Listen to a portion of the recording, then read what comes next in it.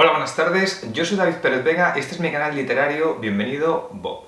Hoy quería hablar de este libro, Las venas abiertas de América Latina, del escritor uruguayo Eduardo Galeano, nacido en Montevideo en 1940 y muerto en la misma ciudad en 2015.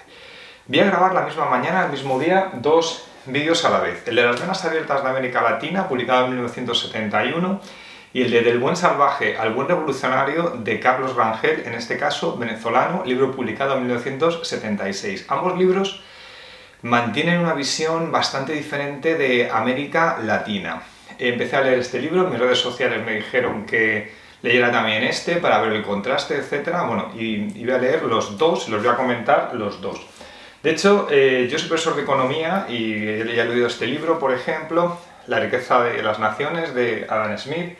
He leído Principios de economía política y tributación, de David Ricardo, y he leído este, que es un resumen del Capital, porque es larguísimo, de Karl Marx, que son libros que dicen ideas contrarias. Y me gusta contrastar estas ideas. En el siglo XX he leído El liberalismo, de Bob Mises, he leído La teoría general de la ocupación del interés y el dinero, de Keynes, que también dicen cosas contrarias. He leído a Paul Krugman, que le he sacado por aquí. O sea, yo suelo leer literatura, suelo leer ficción, pero de vez en cuando leo algún ensayo y suelen ser de carácter económico. Dado mi interés por la literatura de Latinoamérica, me ha apetecido leer estos libros, sobre todo en principio era el de Las venas abiertas de América Latina.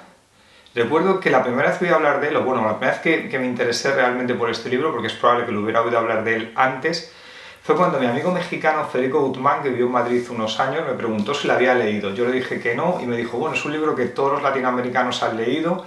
Luego le quitó importancia, tampoco hace falta que lo leas, pero bueno, esto fue hace 6 o 8 años y yo me quedé con la idea de querer leerlo y bueno, pues me compré en 2021, era el 50 aniversario y el Fondo de Cultura Económica ha sacado esta edición de tapa dura con ilustraciones, es un poquito mejor que el habitual, era al mismo precio, venía con unas ilustraciones y lo quise comprar. Muy bien, cuando comenté en mis redes sociales que estaba leyendo este libro, Las venas abiertas de América Latina, diciendo que, bueno, pues que tenía un interés cultural, quería saber qué decía, hubo bastante gente que me lo afeó, o sea, decir que era un libro que no se podía leer, que era un libro desfasadísimo, que el propio Galeano dijo que no se podía leer, y esto el comentario de que Galeano dijo que no se podía leer su libro, la verdad es que al principio pensé que lo iba a hacer al final de este vídeo, pero como sé que mucha gente no va a llegar al final, va a parar el vídeo y me va a comentar eso pensando que yo no lo sé, lo voy a comentar al principio, lo tengo aquí en mis notas al final, y vamos a ver cuándo dijo Galeano eso, ¿no? Dice,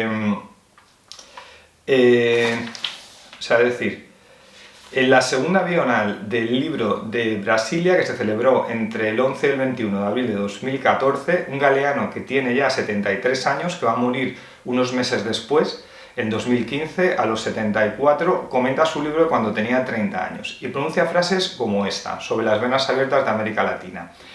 No sería capaz de leerlo de nuevo, caería desmayado. Para mí, esa prosa de la izquierda tradicional es aburridísima. Mi físico no aguantaría. Sería ingresado al hospital. Yo no tenía la formación necesaria. No me arrepiento de haberlo escrito. Pero es una etapa que para mí está superada. En todo el mundo, experiencias de partidos políticos de izquierda en el poder a veces fueron correctas, a veces no. Y en muchas ocasiones fueron demolidas porque estaban correctas, lo que dio margen a golpes de Estado, dictaduras militares y periodos prolongados de terror, con sacrificios y crímenes horrorosos, cometidos en nombre de la paz social y del progreso. En otras ocasiones, la izquierda ha cometido errores muy graves.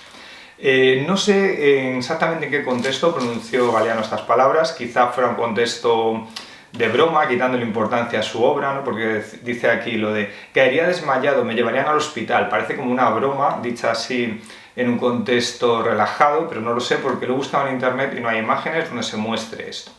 Entonces, esto a los detractores de Galeano les sirve como un principio de autoridad para considerar que el libro es erróneo, entero, no debe ser leído, y parece realmente que dan mucha importancia a un anciano sabio llamado Galeano y usan el argumento de no puedes leer ese libro porque Galeano dijo que no debes leerlo. Y bueno, yo que no doy tanta importancia a Galeano, pues he querido leer el libro Y no sé, me imagino que aunque diga estas palabras al principio va a haber gente que me va a escribir esto en los comentarios. Si me lo queréis escribir, encantado. Yo lo voy a comentar con la calma que pueda y ya está. No hay que ponerse nerviosos por leer un libro, hay que entender el libro, entender el contexto histórico, decir pues con esto estoy de acuerdo, con esto no estoy de acuerdo, no pasa nada. Es decir, yo he leído, ya os lo he dicho, he leído El Capital de Karl Marx y he leído Principios de Economía, Política y Tributación. Es imposible que esté de acuerdo con los dos libros porque dicen cosas completamente contrarias, pero eso no quiere decir que no me haya interesado leerlos. Quiero saber lo que dicen, quiero entender lo que dicen para poder opinar o para poder opinar en contra incluso. Entonces, bueno, pues yo voy a comentar lo que pienso de Galeano. Ya he dicho que voy a colgar a la vez el otro vídeo y os comento lo que contiene el libro de Galeano y vamos comentándolo. El libro empieza con este párrafo. La división internacional del trabajo consiste en que unos países se especializan en ganar y otros en perder. Nuestra comarca del mundo, que hoy llamamos América Latina, fue precoz. Se especializó en perder desde los remotos tiempos en que los europeos del Renacimiento se abalanzaron a través del mar y le hundieron los dientes en la garganta. Pasaron los siglos y América Latina perfeccionó sus funciones. En estas palabras está resumido el ensayo de Galeano. Realmente está empezando como atacando o cuestionando el libro que acabo de enseñar, el de Adam Smith, el de la riqueza de las naciones, que lo tengo por aquí. Lo tengo subrayado y anotado, no sé si se ven todos los cortes que tengo, porque lo comento en mis clases de economía. Y el libro de Adam Smith empieza, que estaba publicado en 1776, 2 siglos antes que el de Galeano, empieza así.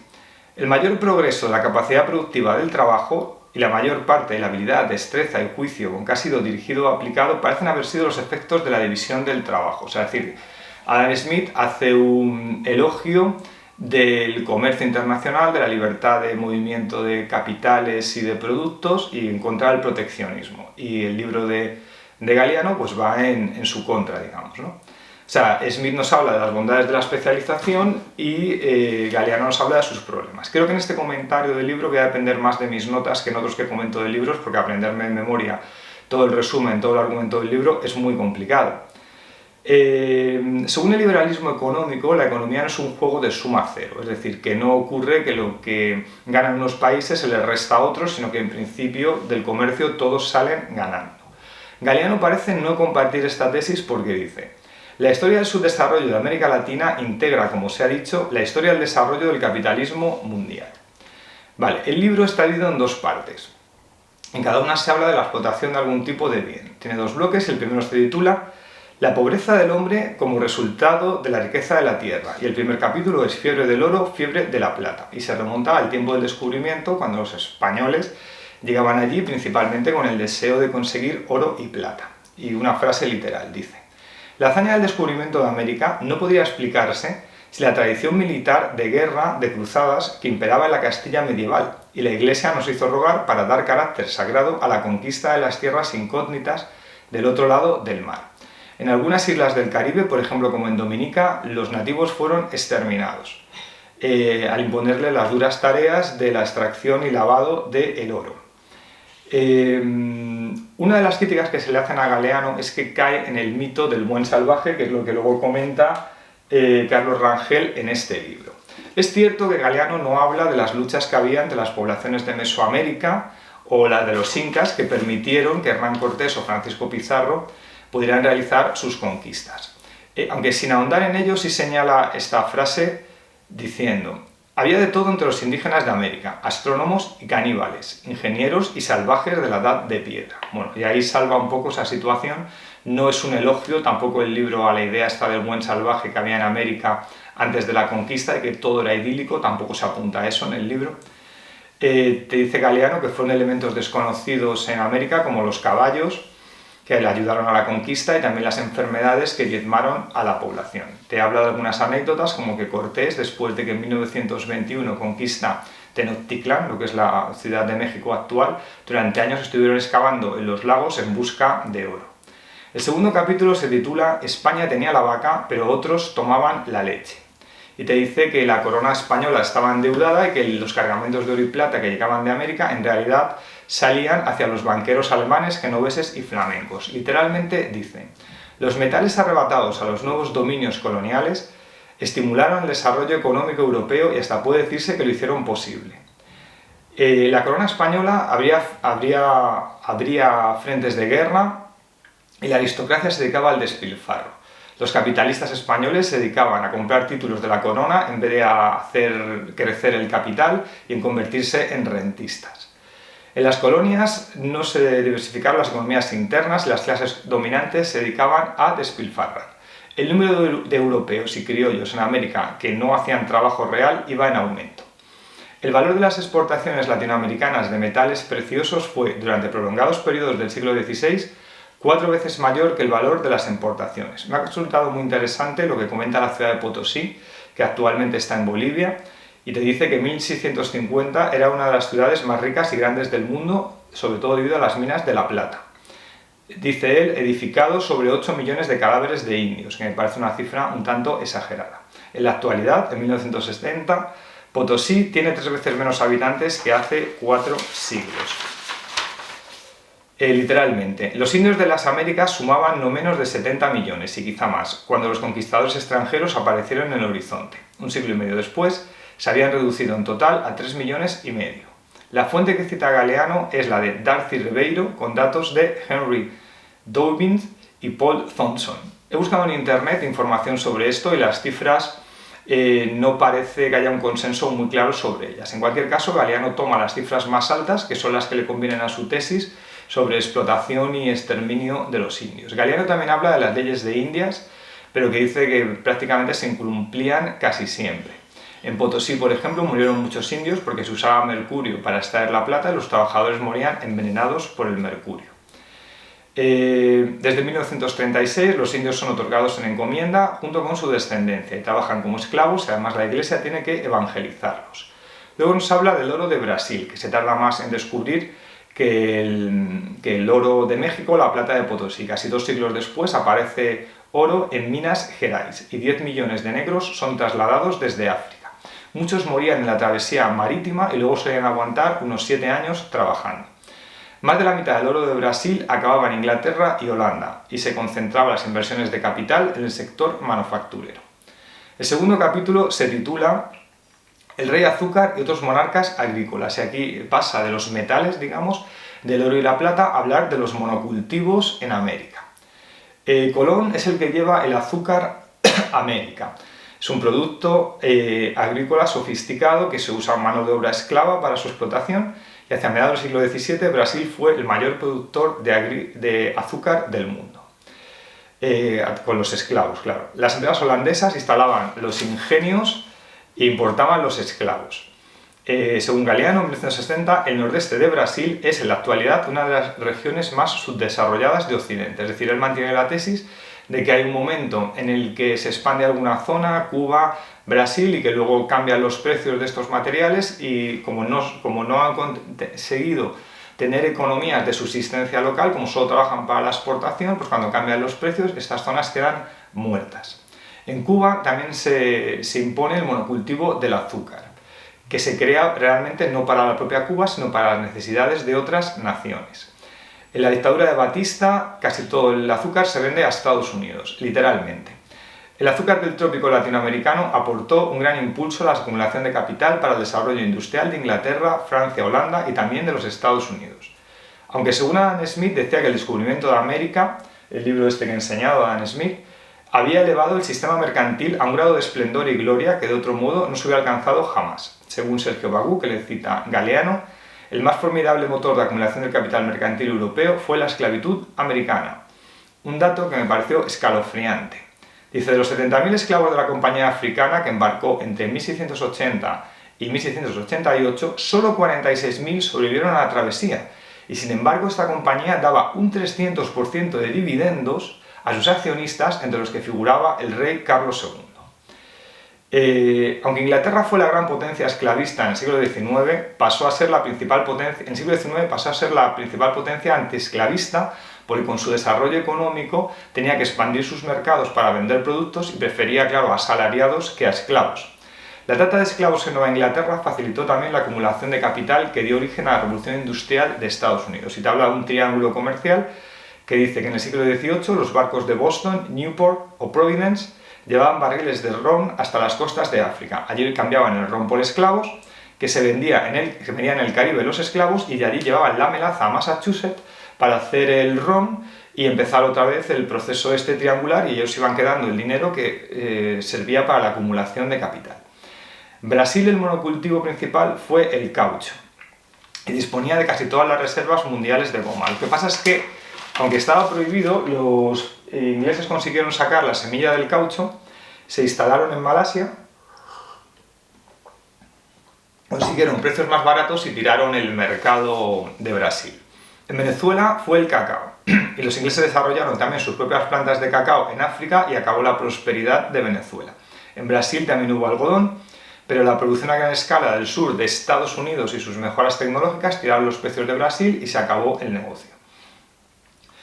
Uno de los grandes problemas que ve Galiano al monocultivo es la dependencia de las fluctuaciones de los precios internacionales, que hace que los mercados latinoamericanos se acaben hundiendo cuando hay otras zonas del mundo que se vuelven más competitivas, aunque eso sí, se mantienen los salarios bajos de los trabajadores en Latinoamérica en estas épocas, pero no de los países donde va la mercancía, como Estados Unidos o Gran Bretaña.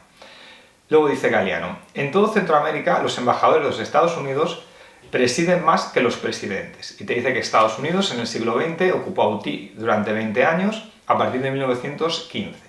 En Guatemala, que se quiso iniciar una reforma agraria en 1952, y Estados Unidos ayudó a derrocar al presidente electo, que era Juan José Arévalo.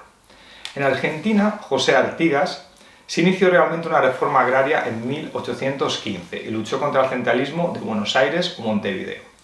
La Revolución Mexicana también sufrió el intervencionismo extranjero, como la de Argentina. Según Galiano, una de las claves de la prosperidad de Estados Unidos es que los peregrinos del Mayflower no atravesaron el mar en busca de tesoros legendarios, ni para explotar a la mano de obra indígena, sino para establecer con sus familias y reproducir el sistema de vida europeo. Que eso también es una de las cosas que va luego a decir Rangel en su libro.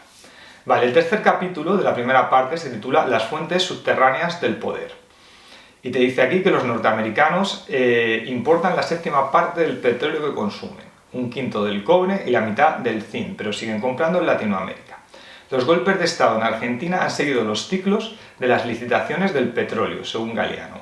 En Perú, en el siglo XIX, se desarrolla la industria del guano, y la guerra entre Chile, Perú y Bolivia, que tuvo que ver con los impuestos al salitre, fue la guerra del Pacífico entre 1879 y 1883. Sin embargo, en 1890 Chile destinaba a Inglaterra las 3/4 partes de sus exportaciones, y Chile funcionaba como un apéndice de la economía británica. Simón Patiño, que era el dueño de la mejor veta de estaño en Bolivia, ponía y quitaba presidentes a su antojo en el país desde la comodidad de su residencia en Europa. Según Galiano, el control del petróleo en el mundo está en manos de un cártel nacido en 1928, cuando la Standard Oil en Nueva Jersey y la Shell y la Anglo-Iranian Oil British Petroleum se pusieron de acuerdo para dividir el planeta. Los intereses de este cártel fueron los que promovieron la Guerra del Chaco entre el 1832 y el 35. De Venezuela proviene casi la mitad de los capitales que Estados Unidos sustrae de América Latina, y en 1970 Venezuela es uno de los países más pobres de la zona. Además, los indígenas fueron despojados de sus tierras. Vale, la segunda parte del libro se titula El desarrollo es un viaje con más náufragos que navegantes. El primer capítulo es Historia de la muerte temprana, y te habla de la influencia que tiene Gran Bretaña sobre los países latinoamericanos una vez que estos se independizan de España y Portugal. Así los cueros del Río de la Plata eran pagados con los tejidos ingleses. Una imagen que me ha parecido muy potente y significativa es que el 25 de mayo de 1810, cuando se constituyó en Buenos Aires la Junta Revolucionaria, una salva de cañonazos de los buques británicos la celebró desde el río. Galiano sigue cuestionando las ideas de Adam Smith al escribir que el liberalismo económico dañó las incipientes manufacturas locales. En Cochabamba, por ejemplo, Había 80.000 personas dedicadas a la producción de lienzos de algodón y esto se rompe, según él, con el libre comercio y la imposición de Gran Bretaña de llevar sus productos allí. Los gauchos argentinos acabaron llevando ponchos fabricados en Yorkshire. Según Galiano, el liberalismo económico se convirtió en una verdad revelada en Gran Bretaña solo a partir del momento en el que estuvo segura de ser la más fuerte y después de haber desarrollado su propia industria textil al abrigo de la ley más proteccionista de Europa. Latinoamérica entró en la órbita británica como suministradora de materias primas y compradora de productos elaborados, de la que solo saldría para cambiar a Gran Bretaña por Estados Unidos. En 1844, las plantas de Puebla, en México, producían 1.400.000 cortes de manga gruesa, pero la inestabilidad política y las presiones europeas hicieron que esta industria se desmantelara en 1850, literalmente. La casi totalidad de los ingresos de Buenos Aires provenía de las aduanas nacionales, que el puerto usurpaba en provecho propio y más de la mitad se destinaba a los gastos de guerra contra las provincias que de este modo pagaban para ser aniquiladas. Y Galiano hace un elogio de la figura del dictador Juan Manuel de Rosas, que en 1835 dictó una ley de aduanas proteccionista. Y en Buenos Aires, hasta que se vence a Rosas la batalla de Caseros, en 1852, había más de 100 fábricas prósperas. El gobierno inglés intervino frente a las restricciones del comercio de Rosas, pero para Sarmiento, Rosas solo era el símbolo de la barbarie. Que esto, bueno, la figura de Rosas en el libro de Rangel, que comento a continuación, desde luego no está tratada de esta manera. En la guerra de la Triple Alianza, Brasil, Argentina y Uruguay destruyeron la prosperidad de Paraguay. El dictador Gaspar Rodríguez de Francia, que por cierto es el protagonista de Yo el Supremo de Augusto Roa Bastos, novela que tengo comentada en mi canal, pues a quien le interesa dejo el enlace por aquí, había mantenido al país en el aislamiento y el comercio internacional no era el eje de la economía. Entonces, realmente Galiano apuesta en su libro por el proteccionismo, porque para él la pobreza de muchas zonas del mundo es que otras zonas del mundo les explotan sus recursos y desabastecen de recursos esos países, al contrario de las tesis del liberalismo de Adam Smith. Entonces, en Paraguay, que dice Galiano que había estado protegida por las políticas de Rodríguez de Francia, en 1865 la balanza comercial arrojaba superávit.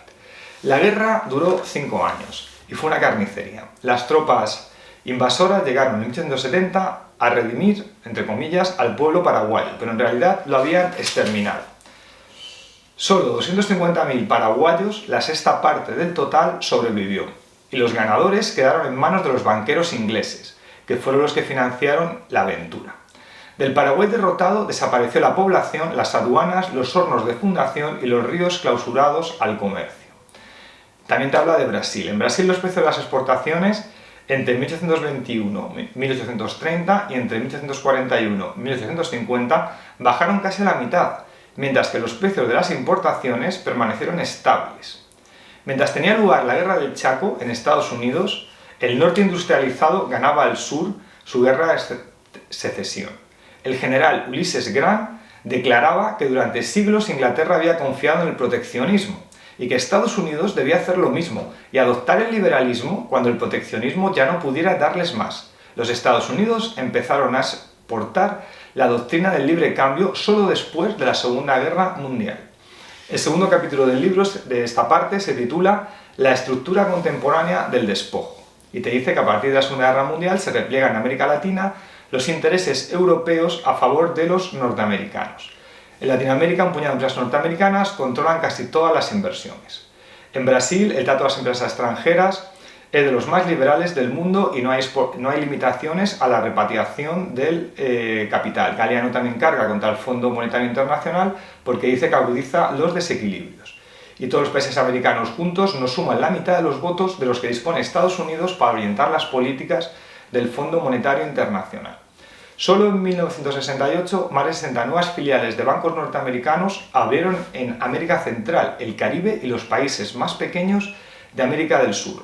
Todo esto sirve para que el ahorro latinoamericano se vaya a empresas norteamericanas. Sin embargo, según la ley norteamericana, ningún banco extranjero puede operar en los Estados Unidos como receptor de depósitos. Literalmente. El imperio envía al exterior sus marines para salvar los dólares de sus monopolios cuando corren peligro y más eficazmente difunde también sus tecnócratas y sus empréstitos para ampliar los negocios y asegurar la materia prima y los mercados. En Bolivia, los préstamos norteamericanos no proporcionaron un solo centavo para que el país pudiera levantar sus propias fundaciones de estaño, de modo que el estaño continuó viajando en bruto a Liverpool. En el círculo vicioso de la estrangulación, los empréstitos aumentaron y las inversiones se sucedieron y, en consecuencia, crecen los pagos por amortizaciones, intereses, dividendos y otros servicios. Para cumplir con estos pagos se recurre a nuevas inyecciones de capital extranjero, que generan compromisos mayores y así sucesivamente. Cada vez vale menos lo que Latinoamérica vende al primer mundo y cada vez es más caro lo que tienen que comprar. Las barreras arancelarias del primer mundo protegen los salarios altos en los países ricos. Vale, el ensayo original acabaría aquí con una inscripción que pone Montevideo, fines de 1970. He visto algún vídeo de Galiano en internet diciendo que escribió este ensayo en 90 días, en 3 meses, a final de 1970, gracias a El Café y bueno, también gracias a las lecturas previas de los últimos 4 años que había hecho para documentarse. Luego en el libro hay un apéndice, la edición que tengo yo, que se llama 7 años después, y Galiano habla de la recepción del libro, de que la gente que lo leía, etc. Bueno, también dice que fue prohibido por las dictaduras de Uruguay, Chile y Argentina, y Galiano tuvo que exiliarse porque la dictadura de Uruguay pues no estaba en contra de este libro y de él, claro. Bien, ya he comentado el tema de lo que decía Galiano, de que el libro no se podía leer porque no tenían suficientes conocimientos, etc. Bien, a mí la lectura me ha resultado interesante, sobre todo el tema de los monocultivos, que no lo conocía, pero sí me parece, claro, que cuando no creas una base económica para el país y todo se hace para exportar, claro, cuando cambian los precios de la economía, pues esa zona cae muerta. Sobre el tema del esclavismo, Rangel ha hablado muy bien de eso y me interesa lo que dice. Cosas, por ejemplo, que sobre todo lo que dice Galiano, y lo creo que es lo más cuestionable del libro, es el elogio que hace del castrismo. Tenemos que pensar que estamos en principios de 1970, en plena Guerra Fría. Ha habido muchas dictaduras militares en América apoyadas por Estados Unidos, como el enfrentamiento de bloques. Estados Unidos no quiere que se contagien las ideas de izquierdas o comunistas en América Latina e interviene en muchos gobiernos americanos de Latinoamérica. En este mundo de contrastes de la Guerra Fría es donde Galiano escribe su libro. Y él elogia aquí a Cuba, la Cuba de Fidel Castro, como una esperanza del hombre nuevo, no sé qué, creyendo en las tesis de la época. Claro, el propio Galiano, en libros posteriores, en declaraciones posteriores, pues ya se muestra más crítica con Cuba. Para mí es lo que se ha quedado más anticuado de este libro, y también tendría que decir que creo que hay cosas en las que son cuestionables lo que dice. Por ejemplo, el tema del exterminio de los indios. Yo creo que usa Galiano unas cifras muy altas, y ya he hecho que he buscado datos, y los datos que usa Galiano está citado, pero está cogiendo los datos más elevados de lo que se pensaba. Rangel en este libro te habla de unas cifras de indígenas americanos mucho más pequeñas que las que usa Galiano. Ya digo que estas cifras están muy cuestionadas. Otro tema, por ejemplo, que Galiano no habla, se tiene que equivocar en algunos de sus análisis, claro, porque por ejemplo no habla de la prosperidad de Argentina entre 1860 y 1910, donde se convirtió en una superpotencia, y leo de una fuente externa que no es de este libro, es de un sitio que he encontrado, se llama el blog Salmón de Economía, que dice aquí: Argentina podía verse como una economía avanzada en estos años, se refiere a finales del siglo XIX, principios del XX. Por detrás de las economías inglesas, Estados Unidos, Reino Unido y Australia, pero por delante de economías europeas como la italiana, la francesa y la alemana. Argentina se posicionaba ante los mejores. Su renta per cápita ajustada a la capacidad de compra era del 92% del promedio de las 16 economías más avanzadas del mundo. Y eso te dice que es debido a la exportación de productos agrarios, a productos cárnicos, el trigo, etc., y que los problemas empiezan realmente para Argentina cuando empieza en el siglo XX con políticas proteccionistas. Por lo tanto, Galiano, hay alguna parte de sus análisis que no acaba de ser correcta. Y esto no quiere decir que todo el análisis esté invalidado y las cosas que cuente no sean interesantes. Yo creo que ahora mismo políticamente está muy dividido Latinoamérica, y creo que la gente que se saltaba en mis redes sociales diciendo que no se podía leer este libro es gente que, bueno, critica el castrismo, claro, de Cuba, o critica el régimen de Maduro, porque creo que Maduro o a Chávez le gustaba este libro y creo que se lo regaló Chávez a Obama. Me imagino que es gente que está en contra de la política de ALDO en México, Castillo en Perú. Yo realmente estos últimos políticos, ALDO en México, Castillo en Perú, no sé cómo lo están haciendo. El castrismo yo no lo voy a defender, igual que no lo defiende al final Galiano, que se equivoca, yo creo que también. Y el régimen de Maduro, pues ya cuando ha disparado en la calle a manifestaciones en contra de él, pues creo que ha perdido toda legitimidad. Y que yo lea este libro no quiere decir que esté de acuerdo con esas ideas, pero sí me ha interesado leerlo y creo que es una visión de Latinoamérica que ha influido en muchos latinoamericanos y quería leerla. Y bueno, creo que hasta aquí voy a dejar el vídeo, se me están acabando los 30 minutos, no he hablado de mis obras, se me ha olvidado colocarlas, las tengo por aquí. Bueno, mi libro sobre el trabajo, de Conseguir voces narrativas, este es el momento spam, y mi libro sobre la crisis del país en España a finales de